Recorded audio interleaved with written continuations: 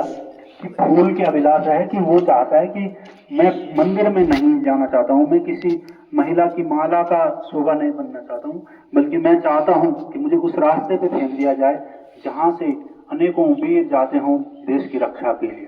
तो पुष्प की अभिलाषा मैंने फूल भी ऐसी इच्छा रखता है कि वो देव पे नहीं चढ़ना चाह रहा है, बल्कि उन सैनिकों के पैरों पे गिर जाना चाह रहा है जो देश की रक्षा के लिए तत्पर हैं।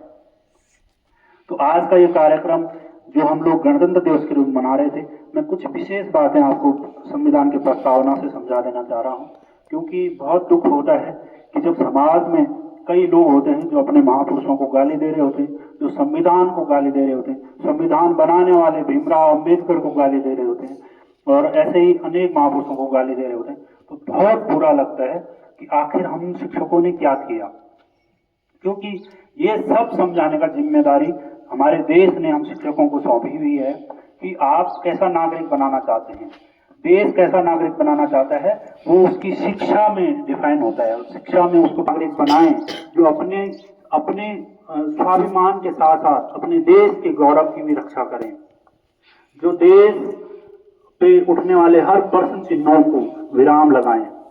तो क्या चीजें हैं, हमारे देश हमसे क्या अपेक्षा करता है, कुछ शब्द हैं जो संविधान की उद्देशिका में है, आपको जरूर समझना चाहिए। सबसे पहला तो शब्द है कि हम अपने देश को संप्रभुत्व संपन्न देश बनाने के लिए तत्पर है। संप्रभुत्व संपन्न क्या हुआ बेटा, कि हमारा भारत जो है ऐसा देश है जो अपने लिए, अपने नागरिकों के लिए कानून खुद बनाता है। जब हम अंग्रेजों के गुलाम थे तो हम पे ब्रिटेन की महारानी विक्टोरिया जो होती थी, वो वहां से हमारे देश के लिए कानून बनाते थे कि वहां पे ऐसा होना चाहिए, शिक्षा ऐसी होनी चाहिए, स्वास्थ्य सुविधाएं ऐसी होनी चाहिए। आज हम ऐसे देश में रह रहे हैं जहाँ पे भारत के लोग भारत के लिए कानून बनाते हैं, नियम बनाते हैं और उनका पालन करते हैं। तो हम संप्रभुत्व संपन्न हैं, हम अपने निर्णय लेने के लिए स्वतंत्र हैं। आप बच्चे भी अगर कुछ बनना चाह रहे हैं, डॉक्टर बनना चाह रहे हैं, शिक्षक बनना चाह रहे हैं, एक्टर बनना चाह रहे हैं, आप स्वतंत्र हैं, आप अपने निर्णय लेने के लिए स्वतंत्र हैं। इवन कि आपके माता पिता भी आपको बहुत ज्यादा फोर्स नहीं कर सकते हैं कि वो अपनी मनमर्जी से आपके साथ उन रैक के ऊपर फल रख दें। और यहाँ पे 6 वाले बच्चों को भी खड़ा करते हैं, 7 को भी, 8 को भी, 12 वाले बच्चों को भी खड़ा करते हैं। अब बोले कि बेटा सबके लिए वो वहां फल रखे हुए हैं, ले लो, खा लो जो खा सकता है। तो बताओ कौन सा बच्चा खाएगा ज्यादा फल? क्यों? 12 वाला क्यों खाएगा? क्योंकि वो लंबे होंगे ना, तो जो लंबे होंगे वो फटाफट पहुंच जाएंगे, खा लेंगे उसको, है कि नहीं? अब जो छोटे हैं वो तो बेचारे पहुंच ही नहीं पाएंगे वहां, है ना? तो वो किस पे डिपेंड रहेंगे? वो अगर कुछ खाया पिया दे दें उनको, थोड़ा बहुत तो दे चलेगा, वरना उनको रह जाएंगे वो, है ना? तो इसको कहेंगे समानता। सबके लिए बराबर है भाई, ये समानता है, ठीक है। एक दूसरी चीज आती है समता। समता का मतलब क्या होता है कि फल वहां तो रखे हुए ऊंचाई पे, फल ऊंचाई पे उस ढंग से नहीं रखेंगे, वो हाइट के हिसाब से रखेंगे कि छोटे बच्चे हैं उनका थोड़ा सा नीचे लगा देंगे स्टॉल, बड़े बच्चों का उसकी हाइट के हिसाब से थोड़ा सा जहां उनकी पहुंच हो वहां से वो ले लें और फिर खा लें। तो उसमें क्या होगा, हर क्लास के बच्चे क्या खा पाएंगे?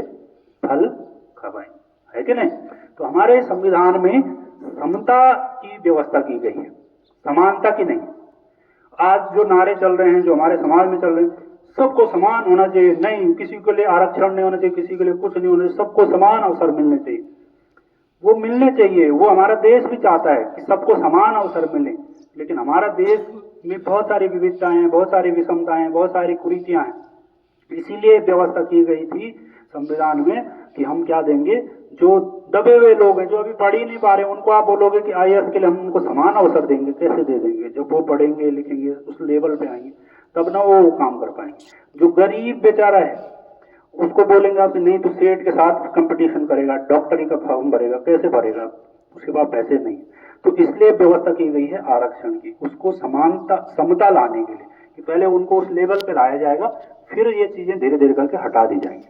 तो इस बात को आपको बहुत बारीकी से समझना है कि जब भी आपको ऐसे नारे लगाते हुए लोग मिले, आपको उकसाते हुए लोग मिले, भाषण देते हुए नेता मिले, आपको समझ जाना है जरूर कुछ झोल चल रहा है, ठीक है ना? तब जाके आप सच्चे नागरिक देश के बन पाओगे। दूसरा, न्याय, कि आप हर व्यक्ति को न्याय उपलब्ध कराएंगे। कोई भी आदमी, चाहे वो छोटा है चाहे बड़ा है, नेता है, शिक्षक है, टीचर है, आईएएस ऑफिसर है या गरीब किसान है, न्याय के सामने कोर्ट में सबके सब बराबर हैं, ये हमारा संविधान कहता है।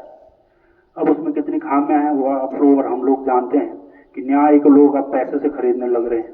तो ये सब चीजें कैसे सुधरेंगी? जब अच्छे नागरिक देश में जाएंगे, आप बच्चे इन चीजों को समझ के देश में जाएंगे, तब आप इन बातों को उठाएंगे, प्रश्न करेंगे। स्वतंत्र हैं इस देश में, लोग स्वतंत्र हैं किस चीज के लिए?